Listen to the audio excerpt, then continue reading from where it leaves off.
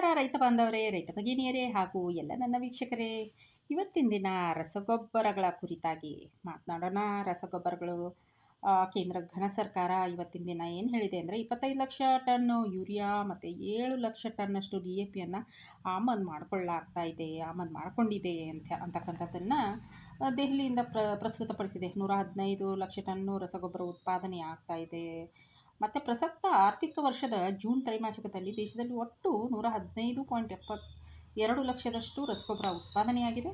ಅದಲ್ಲದೆ ಆಮದು ಎಷ್ಟು ಮಾಡ್ಕೋಬೇಕಿತ್ತೋ ಅದನ್ನು ಕೂಡ ಇವತ್ತಿನ ದಿನ ಆಮದು ಮಾಡಿಕೊಳ್ಳಲಾಗಿದೆ. ದೇಶದಲ್ಲಿನ ಬೇಡಿಕೆ ಪೂರೈಸಲು ಇದೇ ಅವಧಿಯಲ್ಲಿ 25 ಲಕ್ಷ ಟನ್ನಷ್ಟು ಯೂರಿಯಾ ಮತ್ತು 7 ಲಕ್ಷ ಟನ್ನಷ್ಟು DAP ಡೈಅಮೋನಿಯಂ ಫಾಸ್ಫೇಟ್ ಅಂತ ಏನು ಹೇಳ್ತೀವಿ ಅದನ್ನು ತರಿಸಲಾಗ್ತಾ ಇದೆ ಎಂದು ಕೇಂದ್ರ ಸರ್ಕಾರ ಘೋಷಣೆಯನ್ನು ಮಾಡಿದೆ. ದೇಶದ ಒಟ್ಟು ಉತ್ಪಾದನೆಯ ಪೈಕಿ 71 ಲಕ್ಷ ಟನ್ನಷ್ಟು ಯೂರಿಯಾ ಮತ್ತು 9.84 ಟನ್ನಷ್ಟು DAP ಇರ್ತದೆ. ಓಕೆ, ಈ 2025-26ರ ಪೂರ್ಣ ಆರ್ಥಿಕ ವರ್ಷದಲ್ಲಿ ಎಷ್ಟು ಬೇಕೋ ನಮಗೆ ರಸಗೊಬ್ಬರ ಅಷ್ಟು ಒಂದು ಪೂರೈಕೆಯನ್ನು ಕೇಂದ್ರ ಸರ್ಕಾರ ಮಾಡಿದೆ ಅಂತ ಸರ್ಕಾರ ಹೇಳ್ಕೊಂಡಿದೆ. ಹಾಗಾದರೆ ನಾವು ಏನು ಮಾಡ್ತಾ ಇದ್ದೀವಿ, ಯಾಕೆ ವ್ಯತ್ಯಾಸ ಬರ್ತಾ ಇದೆ, ಕೃತಕ ಅಭಾವ ಯಾಕೆ ಆಗ್ತಾ ಇದೆ ಅಂತಕ್ಕಂಥದ್ದು ಅತಿ ಹೆಚ್ಚಾಗಿ ಅಂದರೆ ರೆಕಮೆಂಡೆಡ್ ಶಿಫಾರಸು ಡೋಸ್ನಷ್ಟು ಹಾಕಿದರೆ ಎಷ್ಟು ಬೇಕೋ ಅಷ್ಟು ಖರ್ಚಾಗ್ತದೆ. ನಾವು ಕೆಲವೊಂದು ಬಾರಿ ಹೆಚ್ಚಿನ ಅಂಶದ ಅಥವಾ ಅತಿರೇಕವಾಗಿ ಗೊಬ್ಬರಗಳನ್ನು ಬಳಸ್ಬಿಡ್ತೀವಿ. ಹಾಗೆ ಮಾಡಬಾರ್ದು ಅಂಥೇಳಿ ಕೇಂದ್ರ ಸರ್ಕಾರದ ಒಂದು ಕಟ್ಟುನಿಟ್ಟಾದ ಸೂಚನೆ ಕೂಡ ಇದೆ. ದೇಶದ ರಸಗೊಬ್ಬರ ಕಂಪನಿಗಳು ಮತ್ತು ವಿದೇಶಿ ಪೂರೈಕೆದಾರರ ನಡುವೆ ವ್ಯಾಪಾರ ಒಪ್ಪಂದಕ್ಕೆ ಅವಕಾಶ ಕಲ್ಪಿಸುವ ಮೂಲಕ ರಸಗೊಬ್ಬರ ಪೂರೈಕೆಯನ್ನು ಬಲಪಡಿಸಲಾಗ್ತಾ ಇದೆ. ಹಾಗೆ ಜಾಗತಿಕ ಮಟ್ಟದಲ್ಲಿ ಉಂಟಾಗುವ ಅಡಚಣೆಗಳಿಂದ ದೇಶದ ರಸಗೊಬ್ಬರ ಪೂರೈಕೆ ತೊಂದರೆ ಆಗದಂತೆ ಇರಲು ಕೇಂದ್ರ ಸರ್ಕಾರ ಮಾರುಕಟ್ಟೆ ಹೆಚ್ಚಿಸಲು ನಿರಂತರ ಪ್ರಯತ್ನವನ್ನು ಮಾಡ್ತಾ ಇದೆ. ಚೀನಾ ಸೇರಿದಂತೆ ಒಂದು ದೇಶದ ಮೇಲಿನ ಅವಲಂಬನೆಯನ್ನು ಕಡಿಮೆ ಮಾಡಲು ವಿವಿಧ ದೇಶಗಳಿಂದ ಪೂರೈಕೆಯ ಪರ್ಯಾಯ ಮಾರ್ಗಗಳನ್ನು ಗುರುತಿಸಲು ಮತ್ತು ಅನ್ವೇಷಿಸಲು ರಸಗೊಬ್ಬರ ಇಲಾಖೆಯು ಕೆಲಸ ಮಾಡ್ತಾ ಇದೆ.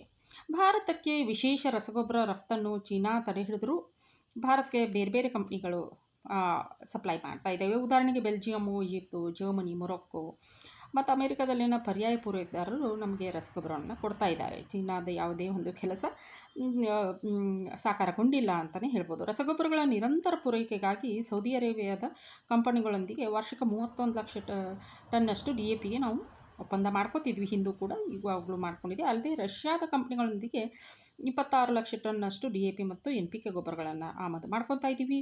4.8 ರಷ್ಟು MOPಯನ್ನು ಮ್ಯೂರೇಟ್ ಆಫ್ ಪೊಟ್ಯಾಷ್ ಅಂತ ಹೇಳ್ತೀವಿ, ಅದನ್ನು ಕೂಡ ಆಮದು ಮಾಡ್ಕೋತಾ ಇದ್ದೀವಿ.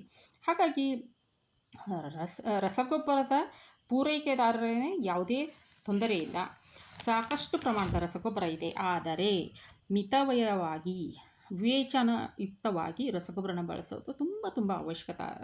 ಯಾಕಂತ ಹೇಳಿದರೆ ರೈತರು ಹೆಚ್ಚು ಕಡಿಮೆ ರಸಗೊಬ್ಬರನ ಬಳಸಿದರೆ ಅದು ನೀರಿನೊಂದಿಗೆ ಹರಿದು ಹೋಗ್ತದೆ, ವಾತಾವರಣ ಕಲುಷಿತಗೊಳಿಸ್ತದೆ, ಆದರೆ ಬೆಳೆಗಳಿಗೆ ಉಪಯೋಗ ಆಗೋದಿಲ್ಲ. ರೈತನ ಜೇಬಿಗೂ ಕೂಡ ಕತ್ರಿಯನ್ನು ಹಾಕಿದಂಗೆ ಆಗ್ತದೆ. ಅದರಿಂದ ರಸಗೊಬ್ಬರಗಳು ಎಷ್ಟು ಬೇಕೋ ಅಷ್ಟು, ಹೇಗೆ ಬೇಕೋ ಹಾಗೆ ಬಳಸ್ಕೊಂಡು ಒಳ್ಳೆಯ ರೀತಿಯ ಬೆಳೆಗಳನ್ನು ನಾವು ಬೆಳೆದುಕೊಳ್ಳೋಣ ಅಂತ ಹೇಳ್ತಾ ಮಾತನ್ನು ಮುಗಿಸ್ತೀನಿ. ಈಗ ಇವತ್ತಿನ ಟ್ಯಾಗ್ಲೈನ್ ಬಂದು ದ.ರಾ ಬೇಂದ್ರೆಯವ್ರದ್ದು ಒಂದು ಕೋಟ್ ಹೇಳ್ತೀನಿ.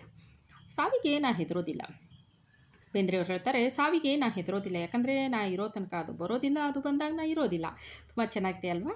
ಸಾವಿಗೆ ನಾ ಹೆದರೋದಿಲ್ಲ, ಯಾಕಂದರೆ ನಾ ಇರೋ ತನಕ ಅದು ಬರೋದಿಲ್ಲ, ಅದು ಬಂದಾಗ ನಾನು ಇರೋದಿಲ್ಲ ಅಂತ ತುಂಬ ಚೆನ್ನಾಗಿ ಹೇಳಿದ್ದಾರೆ.